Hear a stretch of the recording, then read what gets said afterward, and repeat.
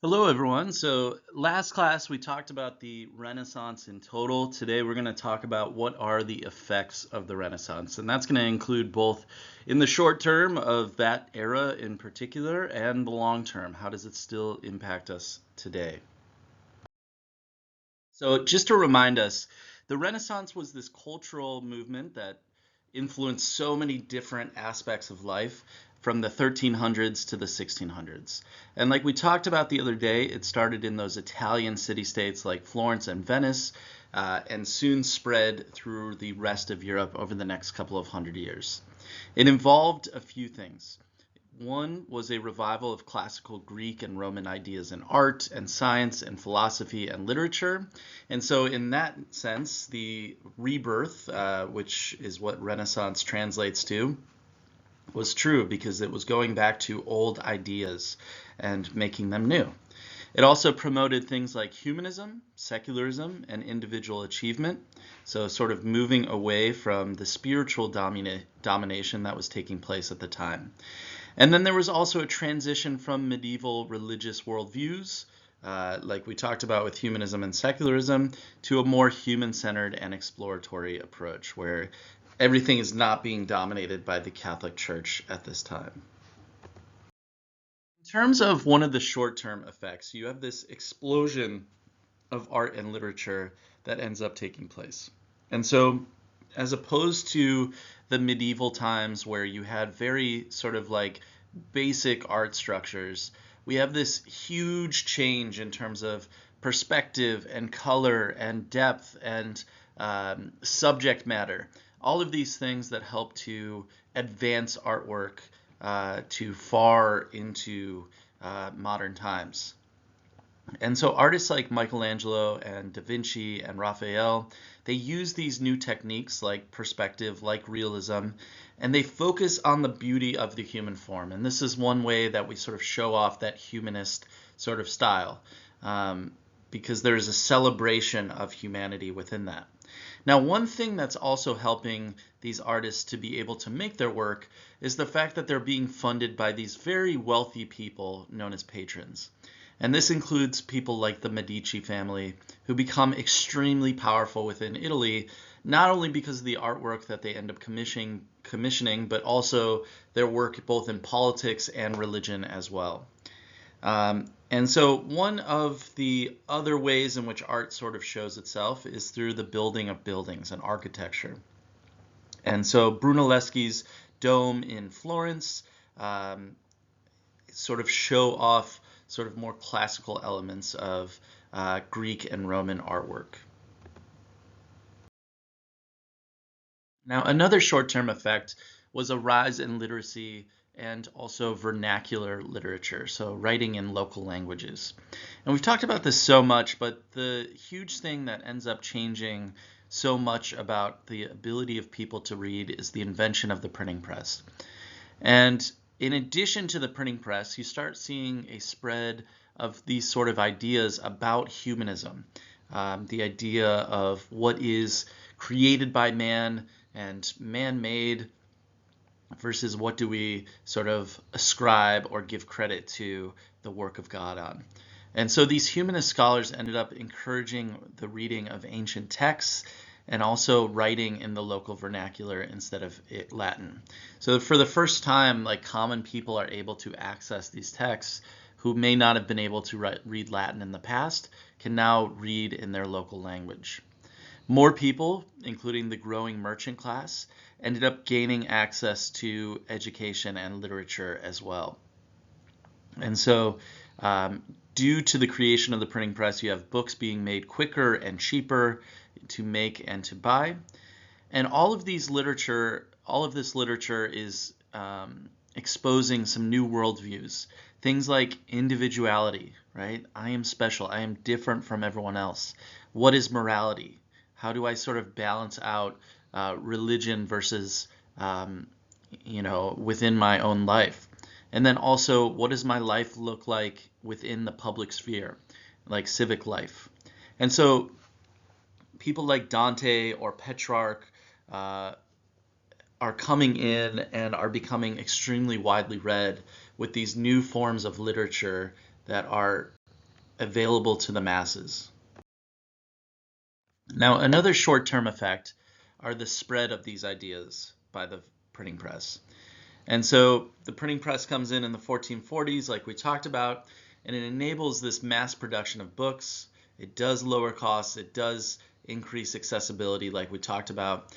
But it most often allows these Renaissance ideas to rapidly spread across Europe.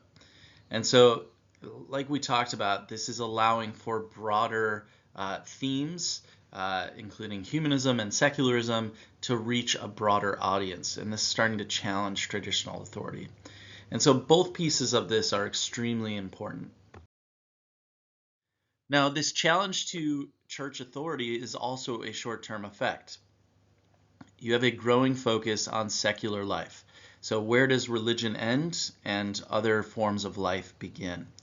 Or other parts of people's lives begin. And so growing focus on secular life as well as classical learning is leading people to question church teachings. People like Erasmus are writing satirical works, and satire is almost like making fun of something in order to prove a point. Oftentimes they're like humorous in nature, or they're poking fun at something. And all of this was criticizing church corruption. Like we talked about when we talked about the Reformation, the church is doing things like selling off indulgences, and the clergy are living these luxurious lifestyles off of the back of people who are going to their church. And so this becomes subjects of public scrutiny. You also have the Renaissance being a time of reason and morality. And that's going to lay the intellectual groundwork for reform, because this emphasis on reason is going to push people to think through things and to sort of use logic in order to figure out what makes sense and not just be told what makes sense. Now, another short-term curiosity out of this age of reason that ends up taking place is that you have scientific curiosity and observation that sort of evolve out of that. So humanism encourages direct observation and also inquiry, where you're asking questions. And so this is going to break that reliance on ancient texts as well as church doctrine, and it's going to push people towards experimentation to figure out for themselves what the nature of nature is like. And so this is going to set the stage later for the scientific revolution, which takes place in the 15 and 1600s. And so people like Copernicus or Galileo or Vesalius, all of these people are sort of finding different ways to sort of further the study of our knowledge of life on Earth. So for Copernicus, that was studying whether the Earth was actually the center of the universe or whether it was the sun. Vesalius, studying human anatomy through dissection to really figure out exactly what it is that goes on within our bodies and what causes things to happen. And all of this is going to push humanity forward. Now, we're going to get into some long-term effects, so things that still impact us either today or had such a monumental effect that it lasted for a long time. And the first of these was the Protestant Reformation. As we talked about, you have the printing press that is able to spread ideas quickly. You have people starting to question authority as well through movements like secularism and humanism. And so in 1517, this sort of comes to a head when you have Martin Luther's 95 Theses. And he was influenced by these humanist critiques of different forms of authority, including the Catholic Church. And so church authority declined as new denominations or forms of Christianity end up rising up, like Lutheranism, Calvinism, which we also know of as Presbyterianism. And then also we have this religious unity of Western Europe that ends up being broken as well. And so this is going to spark some instability within this time.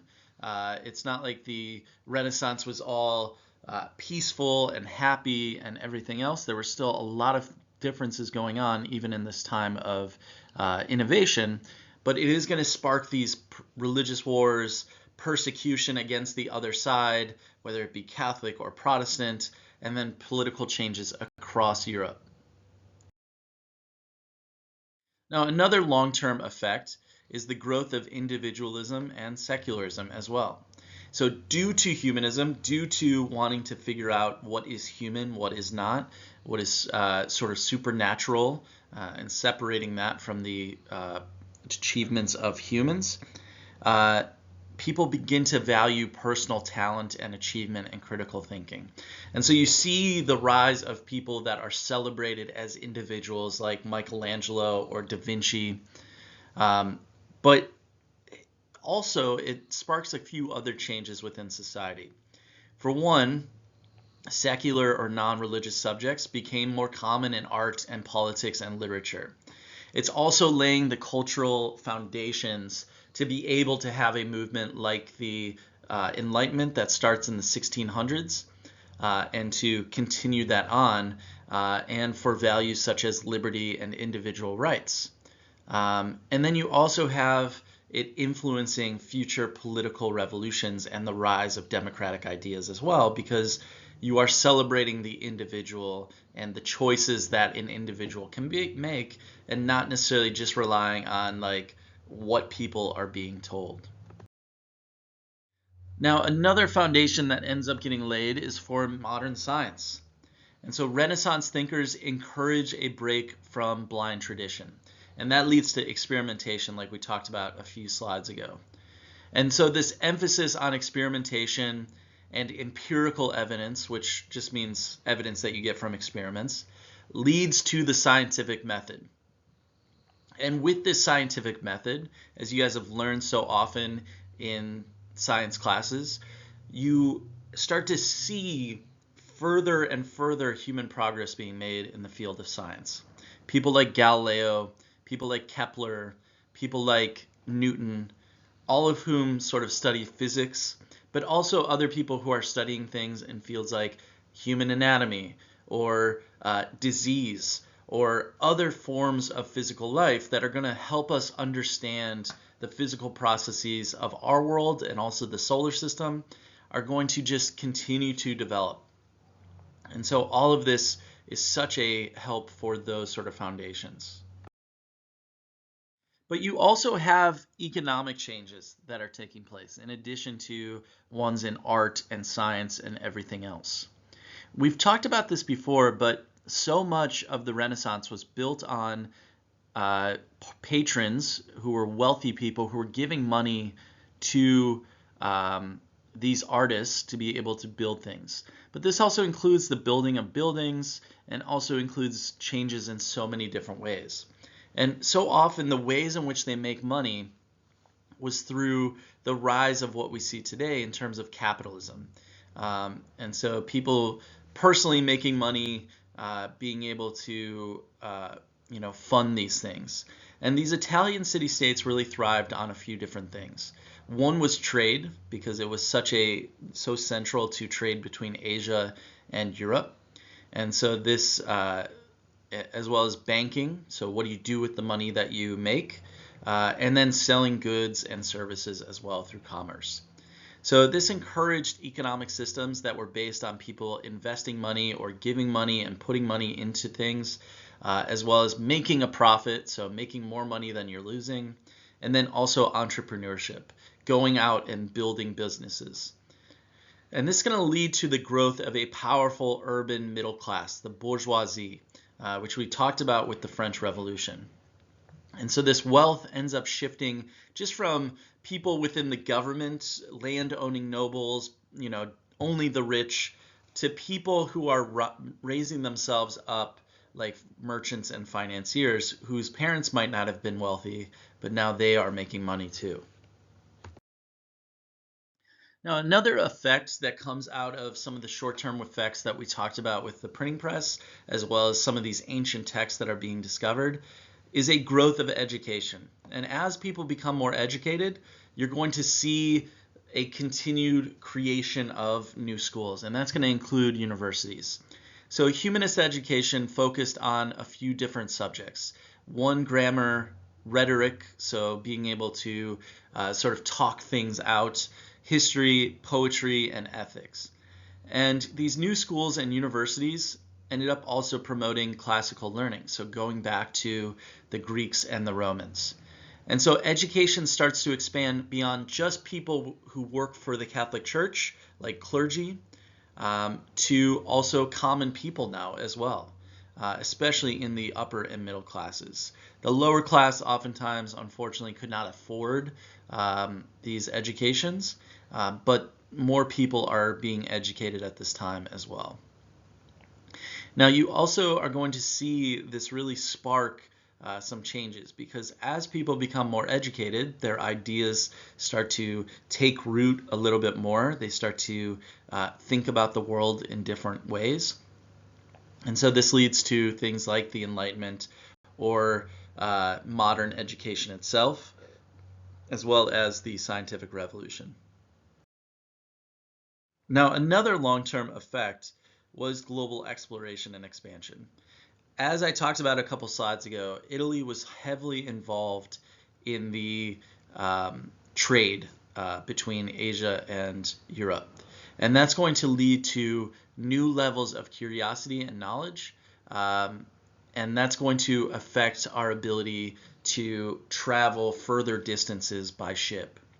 And so that's going to lead us right into the discovery by the Europeans of and the exploration of the Americas. Obviously, other people were living there, but for the Europeans, that was, for the most part, unknown to that point. So the curiosity and knowledge from the Renaissance ends up leading to the age of exploration as well. And so these improved maps, these navigation tools that all come out of this time of innovation and change end up enabling these voyages. Portugal and Spain become really global empires because they are the ones that fund a lot of these early trips, and other European powers are going to follow as well. And so this is going to lead to global trade, colonization, cultural exchange, and exploitation as well of different people. So just to wrap up, why does the Renaissance still matter? Well, the art, the science, the politics, the education were all transformed by the Renaissance. And this still impacts us to this day. You know, our foundational knowledge is built on, you know, the efforts of movements like the Renaissance. And many core values of modern Western society, like individualism, secularism, inquiry, so asking questions, all trace back to this era as well. And it helps to mark a turning point that helps to shape the modern world. All right, if you still have questions about the Renaissance or its effects, please let me know. Other than that, have a great day.